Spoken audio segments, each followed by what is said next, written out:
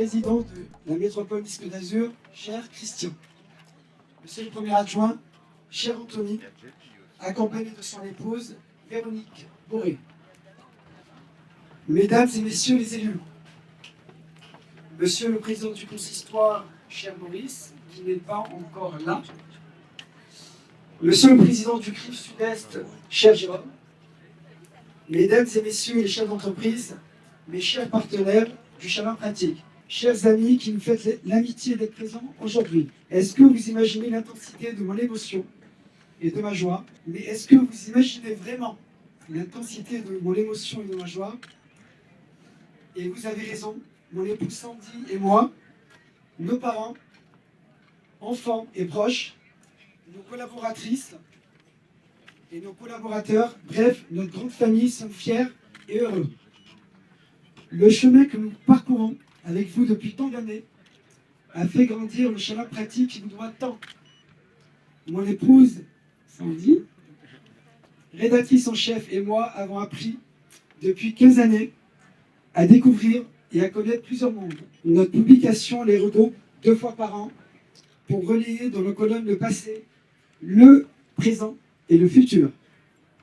Il y a celui des exécutifs locaux, celui des élus, celui de l'entreprise, celui de la presse et de celles et ceux qui nous aident à composer votre magazine. Il y a l'affection indéfectible et le soutien que nous portons à notre maire, Christian Estrosi, et qui nous le rend si bien. Je veux ici, mon cher Christian, devant toute ma famille, mes amis, mes partenaires, de remercier. Et puis, il y a nos lecteurs, toujours plus nombreux, toujours plus fidèles, toujours plus exigeants. À nos exécutifs, je veux dire un grand merci pour leur soutien. À nos annonceurs, je me fais une joie d'exprimer ma gratitude face à leur confiance qui nous émeut et nous galvanise. À nos amis des secteurs publics et privés, que je retrouve régulièrement pour échanger avec franchise, je souhaite saluer leur engagement constant en faveur du développement de nos territoires. À toutes et tous, Sandy et moi voulons dire merci du fond du cœur. Notre rencontre intervient alors que le 30e numéro du Chalin Pratique est déjà en préparation. Vous venez de recevoir l'actuelle édition. Sandy et moi veillons à la conjugaison des talents les plus divers de notre équipe. Nous voulons remercier nos journalistes Rana, Agnès, Sandra et Jean-Jacques, ainsi que Nicolas Ornès et Franck Bertazzo. Thomas, un remerciement à Thomas et Richard qui s'occupent de la photo et de la vidéo ce soir. Nous avons une pensée particulière pour celles et ceux qui, très efficacement, nous ont aidés à préparer avec mille attention et contribution cette manifestation. Et comment ne pas exprimer nos meilleurs remerciements à mon ami Antoine Attia et toute l'équipe de la direction de la plage du Beau-Rivage qui nous accueille si bien depuis maintenant de longues années. Nous avons une attention particulière pour notre imprimeur, Dominique Toucard, qui est là, et sa société Le Nouvel Air, qui est venu spécialement de La Rochelle. Il est toujours à la fois disponible et performant. Et puis, 2 autres personnes ne peuvent ni ne veulent être mentionnées. Elles se reconnaîtront et savent combien nous les apprécions en respectant leur anonymat. Dès le départ, notre choix a été de jouer collectif. Les entreprises, les institutions, les associations ont le droit de bénéficier de présentations sous le meilleur jour, car elles rendent réellement d'énormes services à la cité. La palette de sujets que nous choisissons pour chaque numéro est étudiée et traitée avec soin. Leur variété constitue un élément indissociable du Chalin Pratique.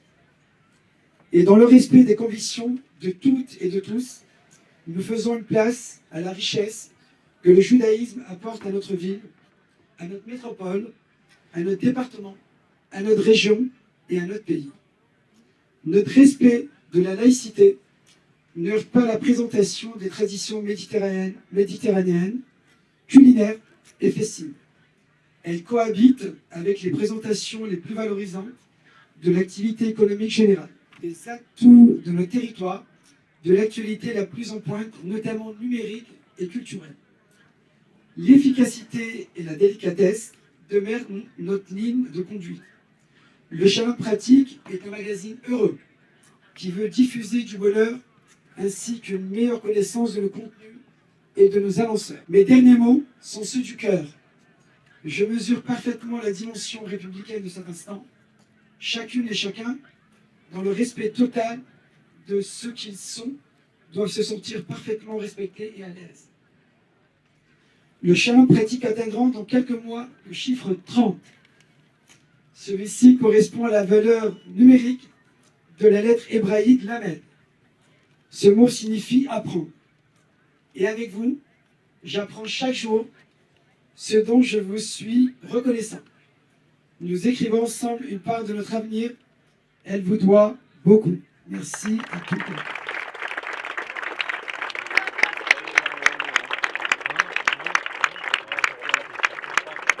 Je vais passer la parole au directeur du Parlement. Merci beaucoup. Merci de me laisser la parole. Je vais vous dire que nous sommes très honorés, la plage Beau Rivage et le groupe d'hôtels que je représente, de recevoir un tel événement. Je suis arrivé ici à Nice à l'âge de 11 ans. J'ai été adopté par cette ville et j'ai pu voir son évolution à travers le temps. Et c'est assez extraordinaire. J'ai eu la chance de rencontrer Samy il y a environ 6 ans. Samy qui est un homme avec un grand cœur. Je pense que vous le savez tous. Il donne sans jamais attendre quoi que ce soit, juste avec son cœur, son amour. Et c'est ça qui fait sa grande force. C'est ça qui fait cet être, pour moi en tout cas, et je pense pour vous aussi, exceptionnel. Et je veux le remercier parce que au départ, j'ai eu un peu de mal à y croire. Je me disais, mais est-ce que c'est vraiment vrai? Est-ce qu'il donne vraiment sans côté, avec un amour un peu inconditionnel? On entend souvent ce mot. Eh bien, j'y crois vraiment. Il donne vraiment de l'amour, mais il n'attend rien. Mais il reçoit beaucoup de l'amour, mais il n'attend rien. Et ça, c'est un être d'exception.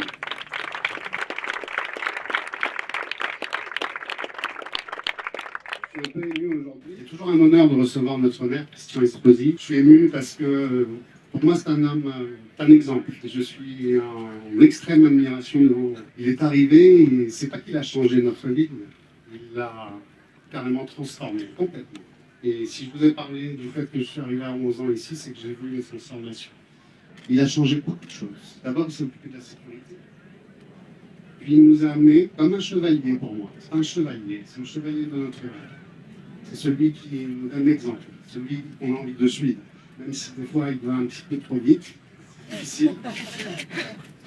Mais quel honneur, quel challenge, quelle fierté quand même. Là où on est arrivé, c'est une ville magnifique, c'est un exemple. Vraiment, je le dis sincèrement, je pense que notre ville c'est vraiment un exemple au niveau national, mais même au niveau international. Je prends cette occasion pour te remercier. Parce que tu nous mènes vers un destin, pour moi, qui est un destin plein d'espoir. C'est vraiment plein d'espoir. On a envie de te suivre, on a envie d'être dans le train avec toi, même si une locomotive à grande vitesse quand même. C'est difficile de s'accrocher à ces valeurs. Tout a changé. Beaucoup de choses. La sécurité. Aujourd'hui, on a une clientèle de qualité. Vous savez, dans mon groupe, il y a 3 hôtels, 4 étoiles. Et suite à toutes ces actions qui n'ont pas tout de suite donné des résultats, il a fallu du temps. C'est un mouvement avec beaucoup d'inertie.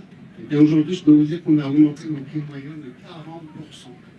Je ne sais pas si vous vous rendez compte, ce n'est pas tant le prix ou l'argent, c'est pour la qualité de la clientèle qu'on accueille aujourd'hui. On a vraiment, pour moi, plus rien à voir avec ce que j'ai connu quand j'ai commencé mon métier en 2000. Et cette clientèle, d'abord, elle nous donne beaucoup de fierté, mais en plus, elle est beaucoup plus agréable pour les tous. Pas que au niveau financier, au niveau des relations humaines. Alors, Christian, puisque je peux t'appeler Christian, je veux te demander juste une petite chose. Tant que tu auras l'envie, cette envie de faire vivre notre vie et notre métropole, tant que tu auras cette énergie, s'il te plaît, reste notre nom. Merci à tous pour votre attention. Je passe la parole à la personne qui nous guide, notre chevalier, Christian Estrosi. Merci, cher Antoine. On est venu pour la présentation de Shalom Pratique. Et je ne savais pas que j'aurais à rougir de mots qui naturellement me touchent énormément et dont on sent qu'ils sont empreints de sincérité. Donc, d'abord, Antoine, merci. Tu fais partie, nous avions ce matin la présentation du premier bilan de l'année touristique, je dis bien pas de la saison touristique de l'été, de l'année touristique de Nice, le 1er janvier et aujourd'hui, des prévisions au mois de septembre, j'en dirai un petit mot, l'ensemble des acteurs économiques, sociaux qui sont si nombreux présents ce soir à votre invitation. Je dirais d'abord que je partage tellement les mots qui ont été les tiens, mon cher Antoine, à l'égard de Samy et de Sandy. Ça fait très longtemps qu'on se connaît. Samy a été, comme Jérôme, de ceux qui, dans une communauté juive, comme on dit, Martine est pour moi une belle représentante, à laquelle nous avions initié les voyages de la mémoire en 2003, qui n'ont jamais fait défaut. Samy, Sandy, dont je me souviens même, l'apéritif dans leur appartement, dans la Californie, la rue de France, où on invitait des proches, où ça débordait dans la cage d'escalier, etc. Ils étaient là, il faut voter pour lui, il faut faire élire, etc. Et comme tu disais si bien, Antoine, tes mots étaient si justes à leur égard. Jamais Samy n'est venu me demander quoi que ce soit. Jamais. Jamais rien en retour. Et toujours là, fidèle. Que de l'amitié, que de l'amour, que de la sincérité. Au fond, naturellement, ici, nous avons des acteurs et des amis de toutes origines, de toutes conditions, de toutes religions. Moi qui ne crois pas, et ça n'est pas important, mais le judaïsme est une valeur formidablement défendue par tous ceux qui portent l'essence, l'origine, l'esprit que l'on doit trouver au cœur de cette religion pour laquelle j'ai moi-même une passion partagée. Mais l'esprit dans lequel se déroule cette soirée, au fond, mon cher Jérôme traduit tellement bien cela. Et donc, ainsi parce que Shalom Pratique est un outil, non pas au service d'une communauté, mais au service de la ville, au service de la métropole, au service de la collectivité. Et lorsque l'on voit toutes celles et tous ceux que vous représentez ce soir, du monde du tourisme, du monde de l'immobilier, que ce soit les promoteurs ou que ce soit les agences, du monde de la restauration, du monde du commerce, du monde de l'économie, du monde du droit, du monde de la santé, enfin bref, je dirais que tous les pans de ce qui fait la cohésion économique et sociale de notre territoire sont rassemblés grâce à ton initiative ce soir et sont des contributeurs, sont des participants à ce document, qui est un document qui assure remarquablement la promotion de notre territoire et qui contribue à son succès. Donc c'est pour moi l'opportunité naturellement de te remercier Sandy et toutes tes équipes à tes côtés.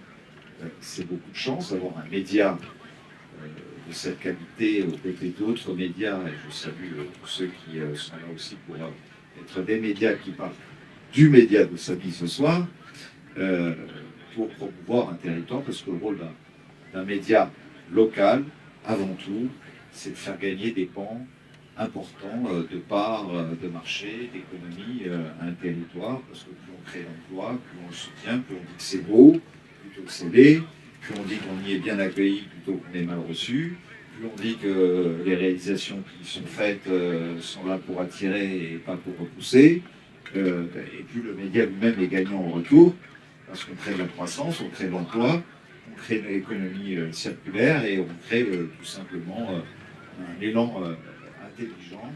Et je me demande quelquefois pourquoi certains médias se laissent entraîner dans cette logique. En tout cas, toi, tu n'as pas résisté à cette logique et tu es une vraie locomotive à cet égard.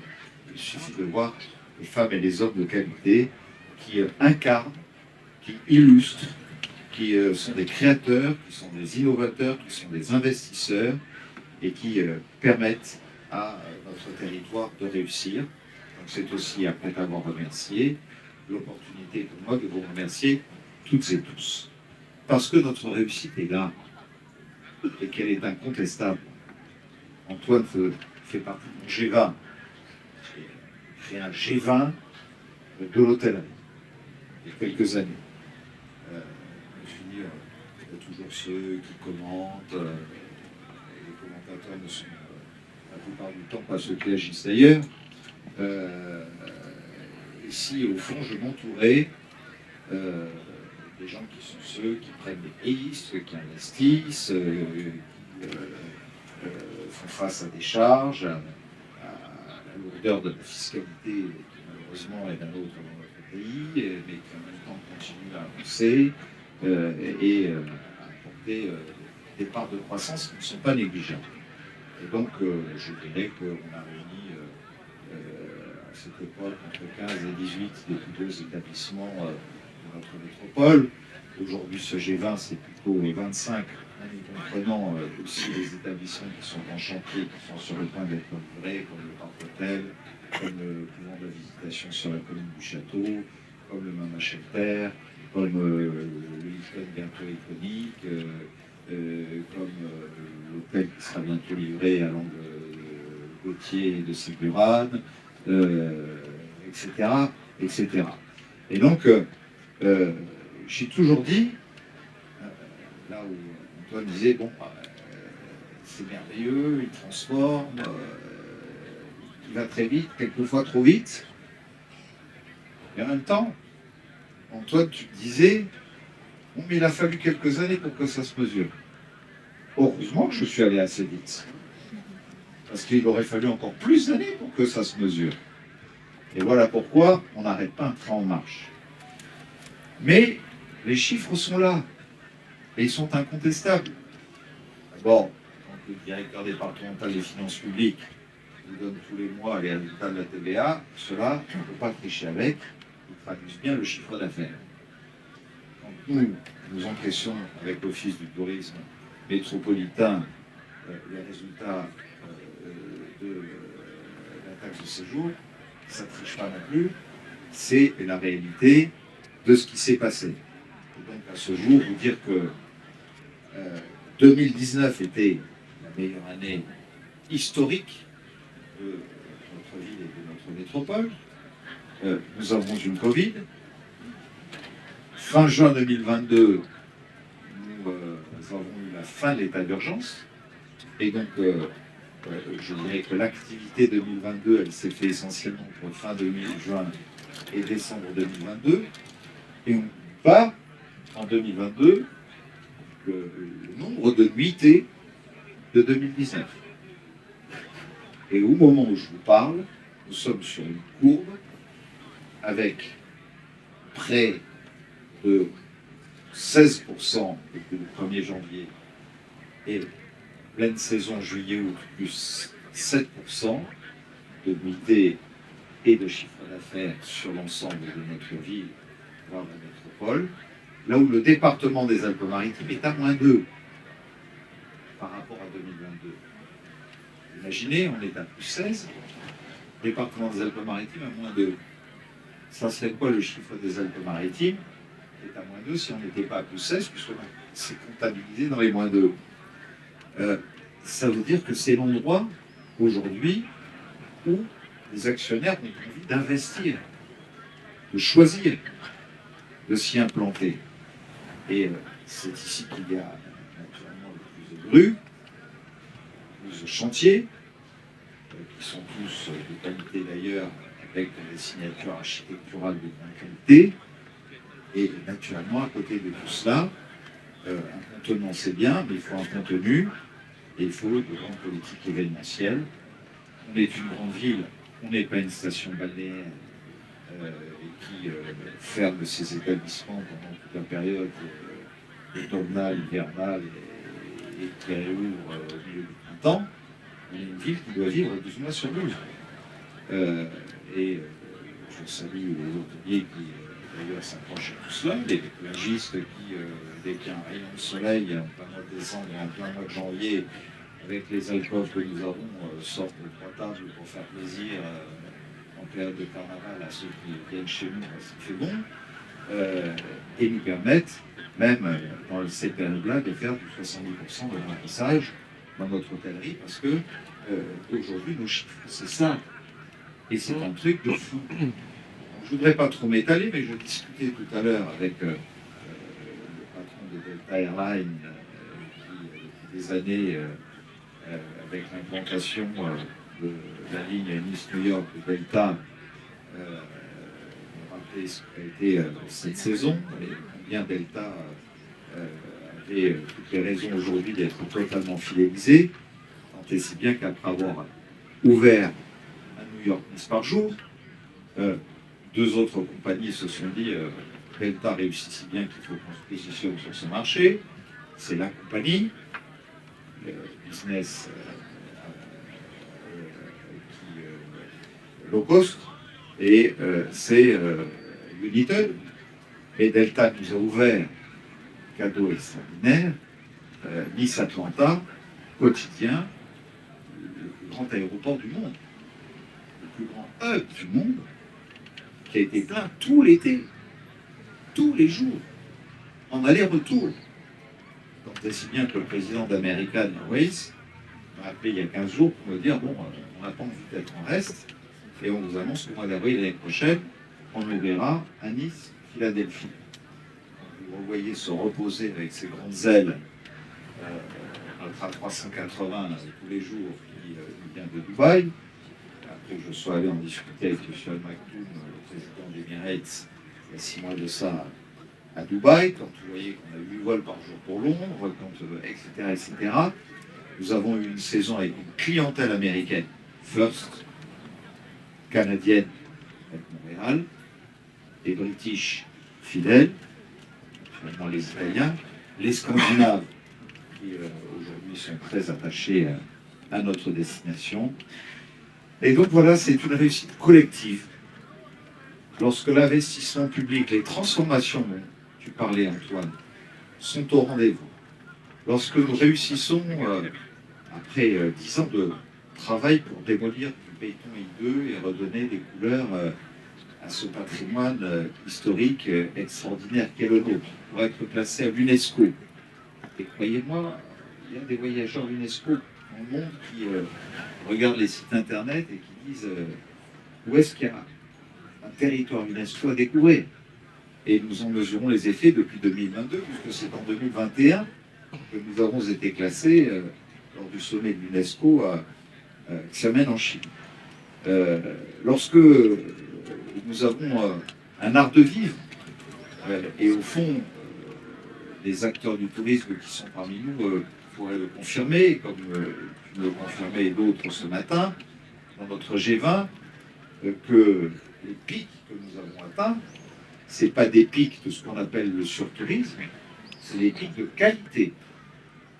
On ne peut pas dire qu'en 2021, les gens qui venaient chez nous, ça répondait vraiment à ce qu'on voulait. Et là aussi, on a pris le taureau par les cornes et on a veillé à ce que l'offre culturelle, l'art de vivre, fasse monter en puissance un grand nombre d'enseignes qui attirent une clientèle qui se sent plus à l'aise et que d'autres, au contraire, se sentent moins à l'aise pour se dire, au fond, ça ne correspond pas tellement à ce qu'on cherche comme destination. Et lorsque, regardant les agents immobiliers, je sais que vous êtes nombreux ce soir, ils peuvent me confirmer que le seul endroit en France où le prix au mètre carré n'a pas baissé et continue à monter aujourd'hui, je vois ceux qui hochent de la tête. C'est une réalité. Il n'y a qu'à Nice, en France, que le prix au mètre carré dans les transactions immobilières continue à monter. Eh bien, c'est le fruit d'un travail collectif. Et Shalom Pratique, qui nous rassemble ce soir, avec Samy et Sandy, est l'opportunité pour moi de vous remercier parce que, au fond, c'est une récompense. Antoine, merci pour tes mots, et je me sens récompensé avec mes équipes autour de notre premier adjoint, Anthony Boré, C'est lui. Anthony Boré, où je parlais de la sécurité, et il veille naturellement à ce que nos visiteurs, comme tous les Niçois, soient le mieux protégés possible, et il le fait remarquablement. Mais voilà, il y a des moments quand je démarrais des choix, on me disait il est fou, ceux qui manifestaient pour qu'on ne touche pas au rail. Et je me suis dit, est-ce que Nice va pouvoir se passer d'une grande enceinte? On se voit plusieurs fois européens depuis, 5 fois, pour accueillir de grands événements, l'Euro 2016, de grands événements culturels, Céline Dion, 2 fois The Weeknd, Mylène Farmer, et tout ça naturellement est un phénomène d'entraînement qui fait qu'on a déjà cette enceinte qui est 5 fois réservée pour l'été prochain, là où elle était 3 fois pour cet été, sur l'événementiel on choisit, plutôt que de choisir d'autres destinations, vous avez là le championnat du monde d'Ironman, vous voyez bien ceux qui viennent manger sur la plage, qui sont 3000 participants qui prendront départ à 6h50 dimanche matin, et qui, pour 90%, sont d'origine étrangère. 91 nations sont présentes à Nice. On avait le défilé des nations sur lequel les États-Unis cet après-midi. 40 ans à Hawaï. Au bout de 40 ans, le président de la Fédération internationale a dit que c'est où sur la planète qu'on pourrait trouver un endroit un peu comme Hawaï. Parce qu'on a envie de changer. Et ils sont venus me voir il y a 1 an, ils m'ont dit est-ce que vous nous recevriez? Et ils sont là. Et c'est là que ça va se passer. Dimanche. Les 3000 meilleurs du monde ont eu des sélections en Amérique du Nord, en Amérique du Sud, en Asie, etc. etc. Donc vous pensez que derrière, on va enchaîner avec la Coupe du Monde de rugby, Japon, Tonga, l'Écosse, le Pays de Galles, l'Angleterre, l'Italie, l'Uruguay. On va voir là aussi, parce que le supporter de rugby est une clientèle de très grande qualité. Hein, c'est pas les supporters de Pologne, non, ça n'a rien à voir. Bon, on va faire recevoir les Écossais, préparez vos kits, parce qu'ils aiment bien qu'on sache les accueillir. C'est des gens formidables. Et quand vous pensez que nous aurons le 27 juillet l'année prochaine, 110 ans de Tour de France est arrivé devant l'Arc de Triomphe sur les Champs-Élysées, 100e année, il va arriver sur la promenade des Anglais. C'est pas ailleurs qu'on a choisi de le faire arriver.